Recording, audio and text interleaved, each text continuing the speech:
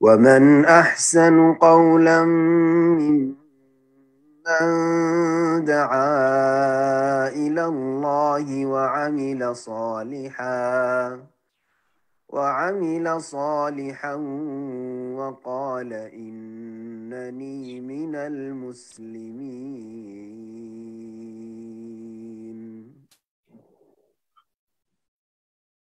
السلام عليكم ورحمة الله وبركاته.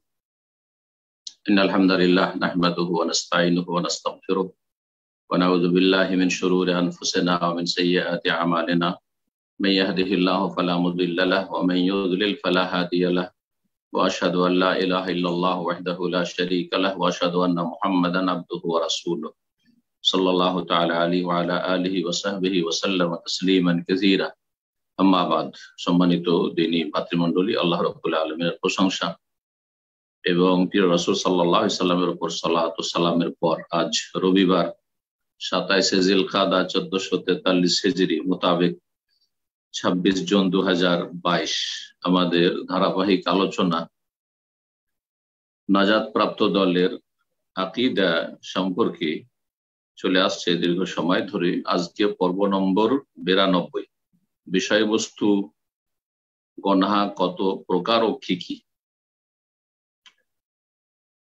আমরা আমাদের আলোচনা করছি বিশেষ একটি কিতাব আলামুস সুন্নাহ আল মানশুরা, ইমাম হাফেজ হাকামি রাহিমাহুল্লাহ কিতাব থেকে। তিনি বলছেন ইলা কাম কিসমিন তানকাসিমুল মাআসি, গুনাহ কত ভাগে বিভক্ত। প্রশ্ন করে তিনি বলছেন তানকাসিমু ইলা সাগায়ের হিয়া সাইয়্যাত ওয়া কাবায়ের হিয়া আল মুবিকাত। অর্থাৎ যে গুনাহ দুই ভাগে বিভক্ত। গুনাহ দুই ভাগে বিভক্ত। এক হচ্ছে সাগায়ের, সাগীরার বহু বচন। বেশ কিছু বা অনেক গুনাহ রয়েছে মানুষের জীবনের বিভিন্ন ক্ষেত্রে, যেগুলি হচ্ছে সাগীরা, ছোট গুনাহ। সাগীরা গুনাহ, সাগীরার বহু বচন হচ্ছে সাগায়ের।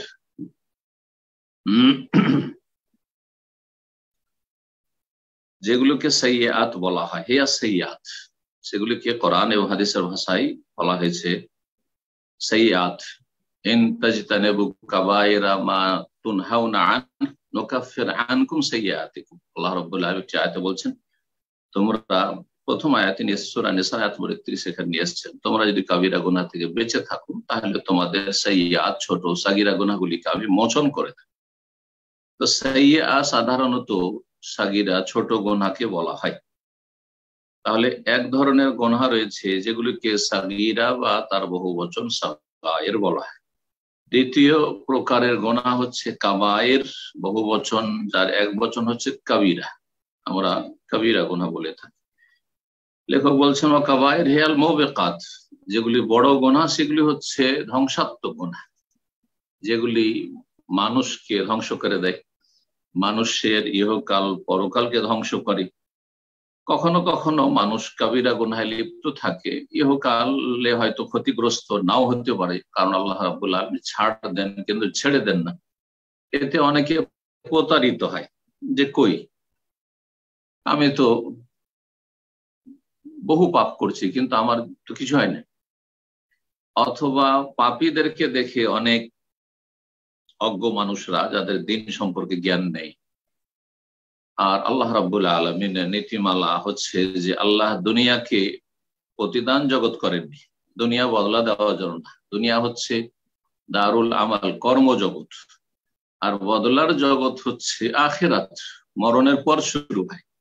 কিন্তু এ বিষয়টি অনেক সময় স্মরণে না থাকার কারণে অথবা এই সম্পর্কে সম্যক জ্ঞান না থাকার কারণে ভাবে যে এসব পাপীরা সমাজের এত পাপ করছে, এত জুলম অত্যাচার করছে, এত অন্যায় করছে, এত রকমের অপরাধ করছে, তারপরে তো আল্লাহ ধরেন না, খুব তো সুখেই আছে। এতে অনেকে প্রতারিত হয়। আল্লাহ রাব্বুল আলামিন ছাড় দেন, দুনিয়াতে ছাড় দেন, কিন্তু ছেড়ে দেন না। দুনিয়াতে যদি ছেড়েও দেন, কিছু সময় ছাড়েন, আবার ধরেন, আর না হলে দুনিয়াতে ধরলেন না মোটেই, মতের পরে ধরবেন, আর ভালো করে ধরবেন এবং কঠিন শাস্তি দেবেন। যাদের পৃথিবীতে কোনো ধাক্কা লাগেনি, কোনো শাস্তি হয়নি, পাপের কারণে কোন রকমের ক্ষয়ক্ষতি দেখতে পাচ্ছেন না, তাদের আযাব শাস্তি আখিরাতে আরো বেশি, আরো বেশি। সুতরাং মুমিন মুসলিমের জীবনে ছোটখাটো ধাক্কা আর অপ্রীতিকর অবস্থা তৈরি হওয়া, অশান্তি যে কোনো রকম মানসিক হোক, শারীরিক হোক, আর পারিবারিক হোক অথবা আর্থিক হোক, আর আসমানি জমিনি কোনো দুর্যোগ হোক, বালা মুসিবত হোক, এগুলির মাধ্যমে গুনাহ খাতা মোচন হয়ে যায়। কাবিরা গুনাহ যা মানুষকে ধ্বংস করে, মুবিকাত। তারপরে লেখক বলছেন যে বিমাযা তুকাফফারু সাইয়্যাত, ছোট গুনাহগুলি মোচনকারী কি হতে পারে, মানে ছোট গুনাহগুলি কিসের মাধ্যমে মাফ হবে বা ঝরে পড়বে। বলছেন সূরা নিসা আয়াত নম্বর 31-এ মহান আল্লাহ ইরশাদ করেছেন, ইন তাজতানিবু কাবায়িরা মা তুনহাউনা আনহু, তোমাদেরকে যেসব কাবিরা থেকে নিষেধ করা হয়েছে সেগুলি থেকে যদি বেঁচে থাকো, নুকাফির আনকুম সাইয়্যাতিকুম, তাহলে তোমাদের ছোটখাটো পাপগুলিকে আমি মোচন করে দেব, ওয়ানুদখিলকুম মুদখালান কারীমা, এবং তোমাদেরকে সম্মানজনক স্থানে প্রবিষ্ট করব, সম্মানজনক স্থানে তোমাদেরকে দাখিল করব বা স্থান দেব। এ হচ্ছে কোরআনে কারীমের কথা। তাহলে ছোট গুনাহ মাফ হওয়ার একটি বড় উপায় হচ্ছে বড় গুনাহ সম্পর্কে সজাগ থাকা, যাতে করে আমাদের জীবনে কাবিরা গুনাহ না থাকে। সকাল থেকে সন্ধ্যা পর্যন্ত সাধারণত মানুষ যতক্ষণ জেগে থাকে ততক্ষণ না গুনাহ হবে। ঘুমের অবস্থায় তো গুনাহ হওয়ার কথা নাই, কারণ তখন তো আল্লাহ কলম উঠিয়ে নিয়েছেন, আর তখন মানুষের কোনো সংকল্প থাকে না। তো আর নেকি হোক আর গুনাহ হোক মানুষ সংকল্প করেই করে। তো এই সারা দিনে একটু সজাগ থাকা, যে সারা দিনে যতক্ষণ আমি সকালে বেরিয়েছি বা সকালে আমি জেগেছি আর বিছানায় ঘুমাবার আগ পর্যন্ত কোন রকমের কাবিরা গুনাহ আমার জীবনে দেখতে পাই না। মহান আল্লাহ রব্বুল আলামিনের হকের ক্ষেত্রে, সেটা আকীদার ক্ষেত্রে হোক আর ইবাদত বন্দেগীর ক্ষেত্রে হোক, অথবা রব্বুল আলামিনের সৃষ্টির হকের ক্ষেত্রে হোক, হুকুকুল ইবাদের ক্ষেত্রে হোক, বান্দার অধিকারগুলির ক্ষেত্রে হোক, কারো হক নষ্ট করিনি, কারো কোন রকমের ক্ষয়ক্ষতি করিনি, কারো গীবত করিনি, কারো ক্ষেত্রে চুগলখড়ি করিনি, কারো উপর মিথ্যা অপবাদ দিনি, আর কারো উপর জুলম অত্যাচার করিনি, কারো এক পয়সা মেরে খাইনি। এইভাবে একজন মানুষ যদি সজাগ থাকতে পারে তাহলে জানতে হবে তার সাগীরা ছোটখাটো গুনাহ যেগুলি প্রতিদিন হচ্ছে ইচ্ছাকৃত অথবা অনিচ্ছাকৃত, আল্লাহ মাফ করে দেবে। এই আয়াত স্পষ্ট প্রমাণ করে রব্বুল আলামিন অত্যন্ত দয়ালু, গুনার ক্ষমার জন্য বহু রাস্তা রেখেছে, বহু ওসিলা মাধ্যম রেখেছে। তার একটি গুরুত্বপূর্ণ মাধ্যম হচ্ছে ছোট গুনাহ থেকে বেঁচে, বড় গুনাহ থেকে বেঁচে থাকা। বড় গুনাহ থেকে বেঁচে থাকলে ছোটখাটো গুনাহগুলিকে আল্লাহ মাফ করে দেবেন এমনিতেই। ওয়াকালা তাআলা, মহান আল্লাহ আরো একটি আয়াতে ইরশাদ করেছে, ইন্নাল হাসানাত ইউযহিবুনাস সাইয়্যাত। আরেকটি ছোট গুনাহ মাফের উপায় হচ্ছে বেশি বেশি নেকি করা।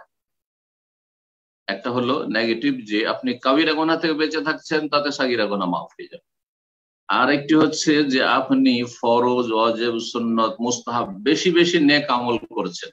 যত যার নেকি হবে তত বেশি তার সাগীরা গুনাহ, ছোটখাটো গুনাহ এমনিতেই মাফ হয়ে যাবে, জি, তার ঈমান এবং আমল সালেহ নেক আমলের মাধ্যমে।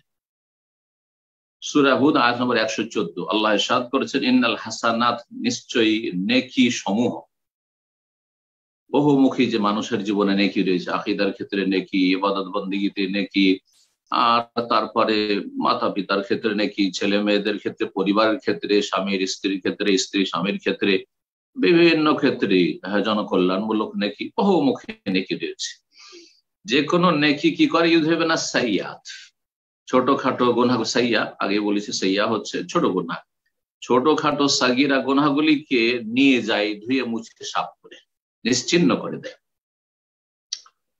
তারপরে লেখক বলছে, ফাখবারান আল্লাহ তাআলা, মহান আল্লাহ এখানে আমাদেরকে জানিয়েছেন, আন্নাস সাইয়্যাত তুকাফফারু বিজতিনাবিল কাবায়ের, যে ছোট গুনাহগুলি মোচন করে দেওয়া হয় বড় গুনাহ থেকে বেঁচে থাকলে, অবে ফেলিল হাসানাত, আর বেশি বেশি নেকি করলে, নেকি করার মধ্যে। তাহলে দুটো ওসিলা আমরা জানলাম, সাগীরা গুনাহ মাফের দুটো মাধ্যম। গুরুত্বপূর্ণ এই কথাগুলি। আল্লাহ রাব্বুল আলামিন যেন আমাদেরকে আমলে নেওয়ার তৌফিক দান করেন, বাস্তবায়নের তৌফিক দান করেন।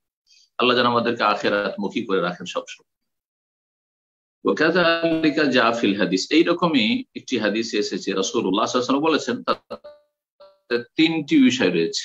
জি, ইত্তাকিল্লাহ হাইসুমা কুন্ত, জি, ওয়া আতবি সাইয়্যাতাল হাসানা ওয়া খালিকিন নাস বিখুলুকিন হাসান।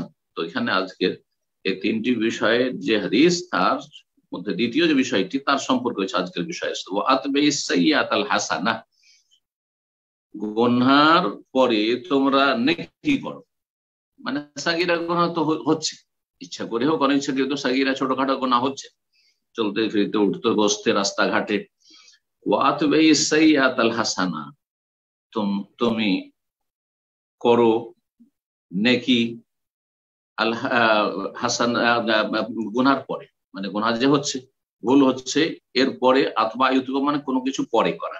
ওয়া আতবি সাইয়্যাতাল হাসানা, গুনার পরে তুমি নেকি করো। এই নেকিতে কি হবে? তামহা, সেই নেকিগুলি গুনাহগুলিকে মিটিয়ে দেবে, মুছে দেবে। এ হচ্ছে রাসূলুল্লাহ সাল্লাল্লাহু আলাইহি সাল্লামের হাদিস। এই হাদিস সম্পর্কে ভাষ্যকার বলছেন যে এই হাদিস ইমাম তিরমিজি রাহিমাহুল্লাহ বর্ণনা করেছেন আবু যার গিফারি রাদিয়াল্লাহু তাআলা আনহু থেকে, আর মুসনাদে দারমিতেও রয়েছে, আর রয়েছে মুসনাদে আহমদে।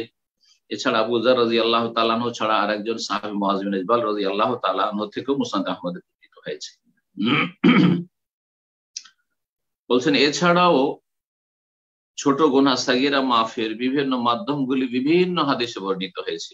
ওয়াকাযালিকা জা ফিল আহাদিসিস সাহিহা, অনুরূপ বেশ কিছু সহিহ হাদিসে এসেছে। তার মধ্যে একটি হচ্ছে আন্না ইসবাগাল উযু আলাল মাকারিহি ওয়া নাকলুল খুতা ইলাল মাসাজিদি ওয়াস সালাওয়াতুল খামসু ওয়াল জুমআতু ইলাল জুমআতি ওয়া রমাদানু ইলা রমাদানা। এইসব নেকিগুলি কি বলছেন? কষ্টের সময় সুন্দর করে ওযু করা একটি নেকি হচ্ছে, কষ্ট করে হলেও ওযু সুন্দর করে করা, তাড়াহুড়া না করা, অসম্পূর্ণ না করা, ওযুর ক্ষেত্রে যত্নবান হওয়া। ইসবাগের একটি দিক হচ্ছে ফরজ, আর একটি হচ্ছে সুন্নাত, দুটো দিক রয়েছে। যেটি ফরজ সেটা হচ্ছে যে ওযুর অঙ্গগুলি যেগুলি ধৌত করার সেগুলি পূর্ণরূপে ধৌত করা, কোনো জায়গায় যেন শুকনো না থেকে যায়, তাহলে এটি ফরজ। তো কষ্ট হলেও ওযুর অঙ্গগুলি ধোয়ার ক্ষেত্রে, মাসের ক্ষেত্রে যত্নবান হওয়া। গোটা মাসে করবে এই নয় যে মাসা 1/4 ভাগ অথবা মাথার কিছু সামনের দিকটা একটু করে নিল, এমনটা নাই। তাহলে যে উজুর ক্ষেত্রে যে ফরজগুলি রয়েছে এগুলি আদায় করা হচ্ছে এক ধরনের ইসবাগ, মানে পরিপূর্ণতা উজু, পূর্ণরূপ উজু করা, যেটা ফরজ। আর একটা দিক হচ্ছে সুন্নত মুস্তাহাব, উজুর মধ্যে যে সুন্নত গুলি রয়েছে সেই সুন্নত গুলি যত্ন সহকারে আদায় করা, যেমন বিসমিল্লাহ বলে শুরু করা, আর তারপরে প্রতিটা অঙ্গ 3 বার করে বা 2 বার করে একাধিকবার ধৌত করা।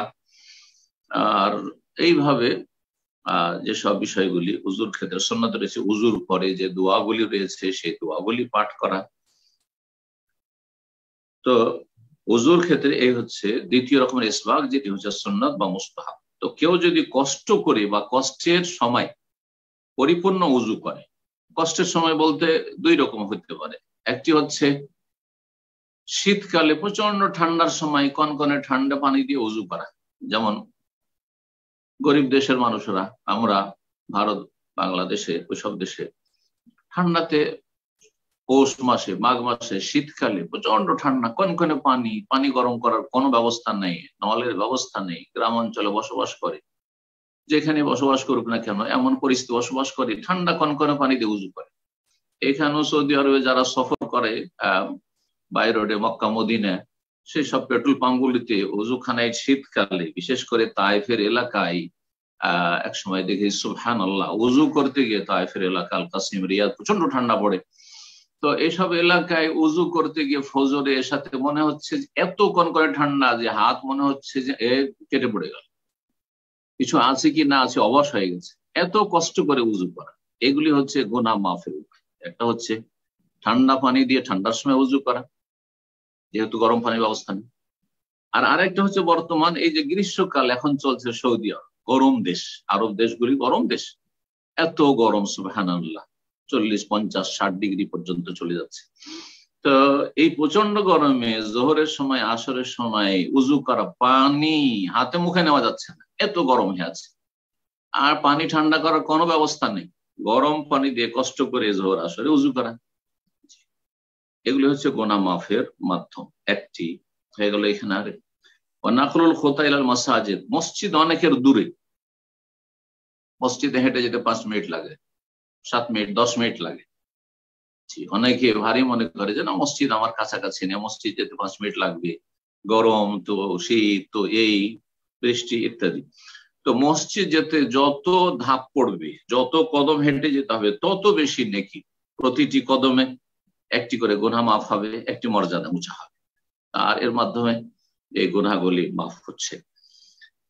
এই হাদিস রয়েছে সহিহ মুসলিমে, আবু হুরায়রা রাদিয়াল্লাহু তাআলা আনহু থেকে বর্ণিত। এই মর্মে বলছেন রাসূলুল্লাহ সাল্লাল্লাহু আলাইহি ওয়াসাল্লাম থেকে তিনি বর্ণনা করে যে আন্না রাসূলুল্লাহ সাল্লাল্লাহু আলাইহি ওয়াসাল্লাম বলেছেন, আলা আদুল্লুকা আলা মা ইয়ামহুল্লাহু বিহিল খাতায়া, তোমাকে কি জানিয়ে দেব না এমন কিছু বিষয় সম্পর্কে যা গুনাহ সমূহকে মুছে দেয়, ওয়ারফাউ বিহিদ দারাজা ওয়া ইরফাউ বিহিদ দারাজা, যার মাধ্যমে মর্যাদা উঁচু করা হয়। কালু বালা ইয়া রাসূলুল্লাহ, অবশ্যই বলে দেন ইয়া রাসূলুল্লাহ। কালে ইসবাগুল উযু আলাল মাকারিহ, কষ্ট করে উযু করা, ও কাসরাতুল খুতা ইলাল মাসাজিদ, আর মসজিদ যেতে বেশি হেঁটে যাওয়া। জি, কাসরাতুল খুতা, হেঁটে গেলেন, দূর থেকে মসজিদে আসলেন। এই জন্য নবী সাল্লাল্লাহু আলাইহি ওয়াসাল্লামের জামানায় কিছু সাহাবায়ে কেরামরা যখন দেখলেন যে ওদের বাড়িগুলি মসজিদ নববীতে দূরে হয়ে গেল, তখন তারা মনে মনে ভাবলেন যে এত দূর থেকে আমরা সালাত আদায় করতে আসবো, মসজিদ নবীর চারিদিকে তারা চলে আসার জন্য প্রস্তুতি নিলেন যে আমরা আশেপাশে জায়গাটাকে কেনে আমরা বাড়িটা কাছে নেব মসজিদ নববী, যাতে মসজিদ নববীর প্রতিবেশী হতে পারি। তখন নবী সাল্লাল্লাহু আলাইহি ওয়াসাল্লাম নিষেধ করলেন আর বলে, দেয়ার হুকুম তুক্তাবু আসার হুকুম, তোমাদের বাড়ি থেকে মসজিদে যে যত কদম তোমরা হেঁটে আসবে, যত দূর থেকে আসবে, এতে তোমাদের নেকি লিখা হবে, গুনাহ মাফ করা হবে, মর্যাদা উঁচা করা হবে। সেই হাদিসে এসে তুক্তাবু আসার, তোমাদের এই কদমগুলি লিখা হয় যে কত কদম হেঁটে কত দূর থেকে মসজিদে আসছো। তো এই ছিল একটি উপায়। বলছেন যে আর একটি তৃতীয় উপায় হচ্ছে গুনাহ মাফের, ইন্তিজারুস সালাতে বাদাস সালাহ, এক সালাতের পরে আরেক সালাতের জন্য অপেক্ষা করা। সেই অপেক্ষাটা সশরীরে হোক অথবা মনের দিক থেকে হোক, মানসিক দিক থেকে হোক, দুটোই হতে পারে। এটা অনেকে হয়তো ভাবেন না, সেই জন্য এই বিষয়টি স্পষ্ট করা ভালো হবে।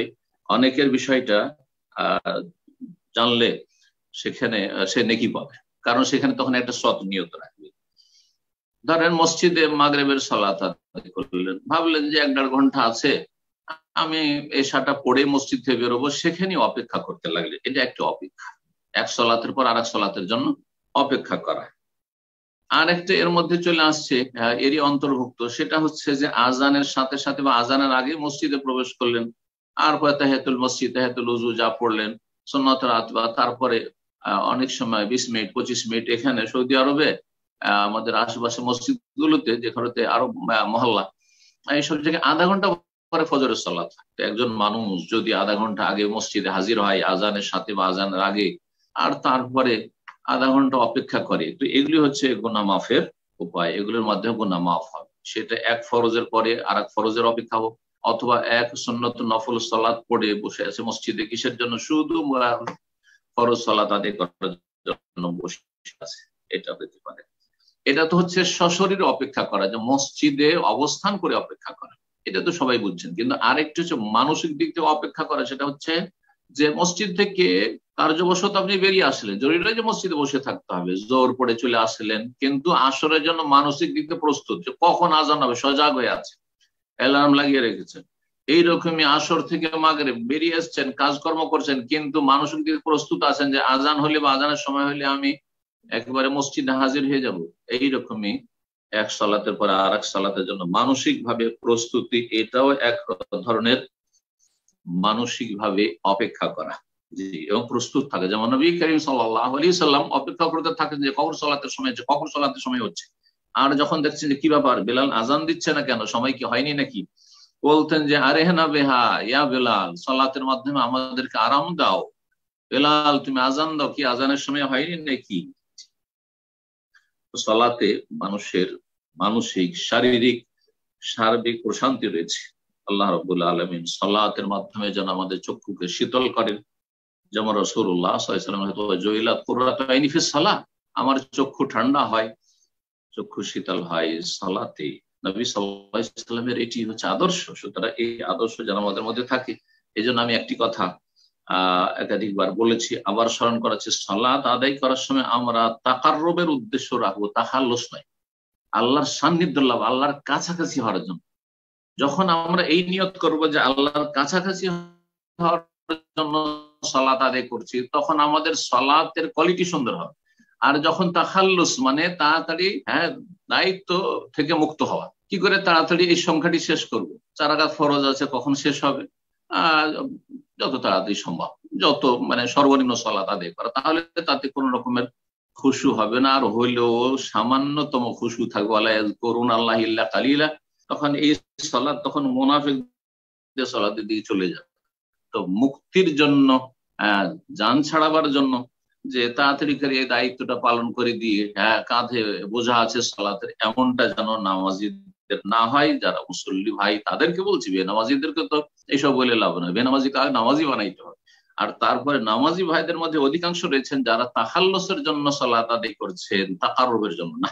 ওয়াসজুদ ওয়াক্তারিব, আল্লাহ সূরা আলা কি বলছেন, সিজদা করে আল্লাহর কুরবাত হাসিল করো, সান্নিধ্য লাভ করো, নৈকট্য অর্জনের চেষ্টা করো। তো আল্লাহর কাছাকাছি হওয়ার জন্য যখন নিয়ত থাকবে, তখন সালাত দীর্ঘায়িত হবে, সালাতে খুশু বেশি হবে, সালাতে মনোযোগী হবেন, দুনিয়া থেকে পুরোপুরি মুক্ত হয়ে যাবেন। আল্লাহ রাব্বুল আমাদের সকলকে যেন তৌফিক দান করেন।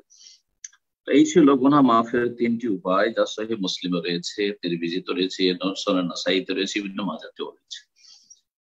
তারপরে আরেকটি হাদিসে রয়েছে ওয়াসসালাতুল খামসু, 5 ওয়াক্ত সালাত পড়লে গুনাহ মাফ হয়। এর মাঝের গুনাহগুলি মাফ হয় মানে ছোট গুনাহ মাফ হয়। ওয়াল জুমাতু ইলাল জুমা, প্রতিটি জুমা আদায় করলে সপ্তাহের সাগীরা গুনাহগুলি মাফ হয়। তাহলে মেলাগুলো ওসিলা আছে সাগীরা গুনাহ মাফের। এই মর্মে যে হাদিসটি রয়েছে, সেই হাদিসটি হচ্ছে নবী করিম সাল্লাল্লাহু আলাইহি ওয়াসাল্লাম থেকে বর্ণিত, as-salawatul khamsu ওয়াল জুমাতু ইলাল জুমআতি ওয়া রমাদানু ইলা রমাদানা মুকাফফিরাতুন লিমা বাইনাহুন্না ইযা ইজতুনিবাল কাবাইর। বলছেন রাসূলুল্লাহ সাল্লাল্লাহু আলাইহি ওয়াসাল্লাম 5 ওয়াক্ত সালাত এইরকমই প্রতিটি জুমা, এইরকমই এক রমজান থেকে আরেক রমজান, রমজান মাসের মাধ্যমে গোটা বছরের সাগীরা গুনাহগুলি মাফ হয়। হাদিস সহিহ মুসলিমে রয়েছে এবং তিরমিজিতেও রয়েছে, আবু হুরায়রা রাদিয়াল্লাহু তাআলা আনহু থেকে। এছাড়া অন্যান্য হাদিসের কিতাবেও হাদিসটি রয়েছে, সুনান নাসাইতেও রয়েছে। তো এই হয়ে গেল গুনাহ মোচনের বিভিন্ন উপায়, সাগীরা গুনাহ। এইরকমই রমজান মাসের কিয়াম তারাবি, রমজান মাসের সিয়াম, কিয়াম, লাইলাতুল কদর, 3টি সম্পর্কে হাদিস রয়েছে। জি, নবী করিম সাল্লাল্লাহু আলাইহি ওয়াসাল্লামের মুত্তাফাক আলাইহি বুখারী মুসলিমের হাদিস, মান সামা রমাদানা ঈমানান ওয়া ইহতিসাবান গুফিরা লাহু মা তাকাদ্দামা মিন যামবিহি ওয়া মান কামা রমাদানা ঈমানান ওয়া ইহতিসাবান গুফিরা লাহু মা তাকাদ্দামা মিন যামবিহি ওয়া মান কামা লাইলাতুল কদরি ঈমানান ওয়া ইহতিসাবান গুফিরা লাহু মা তাকাদ্দামা মিন যামবিহি। যেই ব্যক্তি আল্লাহর প্রতি ঈমান রেখে নেকির আশায় রমজানের সিয়াম রাখবে, তার অতীতের গুনাহ মাফ হয়ে যাবে। যেই ব্যক্তি রমজানের কিয়াম তারাবি পড়বে, তার অতীতের গুনাহ মাফ হয়ে যাবে। যেই ব্যক্তি লাইলাতুল কদর করবে, আল্লাহর প্রতি ঈমান রেখে নেকির আশায়, তার অতীতের গুনাহ মাফ হয়ে যাবে। সাগীরা গুনাহগুলি এর মাধ্যমে মাফ হয়ে যাবে। তাহলে মেলাগুলো সাগীরা গুনাহ মাফের ওসিলা মাধ্যম আমরা জানতে পারলাম। এইরকমই সিয়ামে আশুরা, আশুরার মুহররমের সিয়াম, 10ই মুহররমের সিয়ামের মাধ্যমে গত এক বছর গুনাহ মাফ হয়। ও সিয়ামে আশুরা আহতাসিবু আলাল্লাহি ইউকাফিরু সানাতাল মাদিয়া বা সানাতাল্লাতী ক্বাবলা, 2 রকম করে হাদিস রয়েছে। এইরকমই আরাফা সামনে চলে আসছে, সামনের সপ্তাহে হয়তো জুমাবারি পড়ার সম্ভাবনা রয়েছে, অথবা একদিন পরেও হয়ে যেতে পারে, যেমন চাঁদ দেখার বিষয়টি রয়েছে, তার উপর নির্ভরশীল। ইনশাআল্লাহ তাআলা জানতে পারবেন। এই আরাফার সিয়াম যদি পালন করেন, অত্যন্ত গুরুত্বপূর্ণ, সুন্নাতে মুআক্কাদা ইসতিহবাবান শাদীদান ওলামারা বলেছেন। তো এতে গত এক বছর গুনাহ মাফ হবে আর আগামী এক বছর গুনাহ মাফ হবে। এগুলি হচ্ছে সাগীরা। ওয়া সিয়াম সুইলা ইয়াওমান সিয়াম ইয়াউমে আরাফা ক্বাল আহতাসিবু আলা আন ইউকাফিরা সানাতাল্লাতী ক্বাবলা ওয়াল্লাতী বাদা। এছাড়া অনেক নেক আমল রয়েছে যেগুলির মাধ্যমে মানুষের গুনাহ খাতা মাফ হয়। এইসব হাদিসগুলি সহিহ মুসলিমে রয়েছে, অন্যান্য হাদিসের কিতাবে রয়েছে। এছাড়া অনেক নেক আমলের মাধ্যমে মানুষ দান সাদকা করলে গুনাহ খাতা মাফ হয়, যে কোনো নেক আমল করলে গুনাহ খাতা মাফ হয়, মাতা পিতার সেবা করলে গুনাহ মাফ হয়। আপনি আপনার পরিবারের ভরণ পোষণের দায়িত্ব পালন করছেন, ইহতিসাব নেকির আশায় করছেন, এর মাধ্যমে এগুলো হাসানাতের মাধ্যমে গুনাহ মাফ হবে। আন্না কাফারাতুল লিসাইয়্যাত, এগুলি হচ্ছে ছোট ছোট সাগীরা গুনাহের জন্য কাফারা, মোচনকারী। আর অন্যান্য যে গুনাহগুলি রয়েছে এর সাথে তার, তবে কাবিরা গুনাহের জন্য তওবার শর্ত রয়েছে। তাই বলছেন ওয়াকসারু তিলকাল আহাদিস ফিহা তাকীদু যালিকা বিজতিনাবিল কাবায়ের, অধিকাংশ হাদিসগুলিতে শর্ত লাগানো হয়েছে যেন কাবিরা গুনাহ থেকে বেঁচে থাকা হয়। যেমন কোরআনে কারিমে সূরা নিসার আয়াতটি বললাম, ইন তাজতানিবু কাবায়েরা মা তুনহাউনা আনহু, কাবিরা গুনাহ থেকে যদি বেঁচে থাকো। ওই রকমই 5 ওয়াক্ত সালাত, জুমার সালাত, রমজান, এগুলির ক্ষেত্রে ইজাজতানিবাতিল কাবায়ের বা ইজাজতানিবাল কাবায়ের উপরে হাদিস রয়েছে। সুতরাং যখন এই শর্ত লাগানো হয়েছে অনেক হাদিসে, তো বাকি যে হাদিসগুলি রয়েছে যে নেক আমলের মাধ্যমে গুনাহ মাফ হয়, এটাকে এই ক্ষেত্রেই ফিট করতে হবে। সেটা হচ্ছে ওয়ালাইহি ইউহমালুল মুতলাকু মিনহা, যে হাদিসগুলিতে এই কথাগুলি বলা হয়নি সেটাকে এর সাথে সম্পৃক্ত করতে হবে। শর্ত হচ্ছে ফায়াকুন ইজতিনাবুল কাবায়ের শারতান ফি তাকফিরিস সাগায়ের বিল হাসানাত ওয়া বিদুনহা। বলছেন যে সুতরাং কাবিরা গুনাহ থেকে বেঁচে থাকা হচ্ছে শর্ত সাগীরা গুনাহ মাফ হওয়ার জন্য নেকির মাধ্যমে অথবা অন্যান্য যে মাধ্যমগুলি রয়েছে নেকির মাধ্যমে, ওই রকমই কাবিরা গুনাহ থেকে বেঁচে থাকার মাধ্যমে। এই শর্ত আমাদেরকে জেনে রাখতে হবে এবং লাগাইতে হবে। সুতরাং আবার বলছি, আল্লাহ রাব্বুল আলামিন আমাদেরকে বিশেষ করে কাবিরা গুনাহ, প্রতিটি কাবিরা গুনাহ সম্পর্কে যেন সজাগ হওয়ার তৌফিক দান করেন। কারো এক পয়সা মেরে খান, কারো সামান্যতম কোনো ক্ষতি করেননি, কোন ব্যক্তিকে এমন কোন আঘাত করেনি যেটা কাবিরা গুনাহের অন্তর্ভুক্ত হইতে পারে। সেটা কথার দ্বারা হইতে পারে, কাজের দ্বারা হইতে পারে, আপনার যে কোনো রকমের হক নষ্ট করে হইতে পারে। আল্লাহ রাব্বুল আলামিন যেন আমাদেরকে আল্লাহর হক যথাযথ আদায়ের তৌফিক দান করেন, আল্লাহর বান্দাদের হক যথাযথ আদায় করার তৌফিক দান করেন, সমস্ত গুনাহ থেকে আল্লাহ রাব্বুল আলামিন যেন আমাদেরকে মুক্ত থাকার তৌফিক দান করেন। এখানে আজকের আলোচনা শেষ করছি। ওয়া সাল্লাল্লাহু আলা নবিয়িনা মুহাম্মদ ওয়া আলা আলিহি ওয়া সাহবিহি আজমাইন।